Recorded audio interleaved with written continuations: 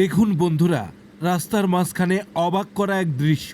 একটি মা হরিণ গাছের ফাঁকে আটকে গেছে, তার মাথা পাশেই দাঁড়িয়ে আছে তার ছোট ছোট বাচ্চা, এবং তারা অসহায় চোখে তাকিয়ে আছে তার দিকে। এদিকে একের পর এক গাড়ি পাশ কাটিয়ে চলে যাচ্ছে, কেউ থামছে না। হঠাৎই একটি গাড়ি থামলো, একজন নেমে এলেন, মানবতার এক জীবন্ত উদাহরণ। তিনি চেষ্টা করলেন, বারবার চেষ্টা করলেন হরিণটিকে মুক্ত করতে, কিন্তু পারলেন না। তবু হাল ছাড়লেন না, ফোন করলেন ফায়ার সার্ভিসে। কিছুক্ষণ পরেই সাইরেন বাজিয়ে চলে এলো উদ্ধারকারী দল। দক্ষ কয়েকজন এগিয়ে গেল, গাছ কেটে অবশেষে মুক্ত করা হলো সেই মা হরিণকে। মুক্তি পাওয়ার পর একটি পাত্রে পানি দেওয়া হলো। তৃষ্ণার্ত হরিণগুলো পানি পান করলো। তারপর মা আর বাচ্চারা একসাথে ফিরে গেল জঙ্গলের দিকে। এই দৃশ্য শুধু উদ্ধার নয়, একটা মানবতার জয়। এটাই ভালোবাসার জয়।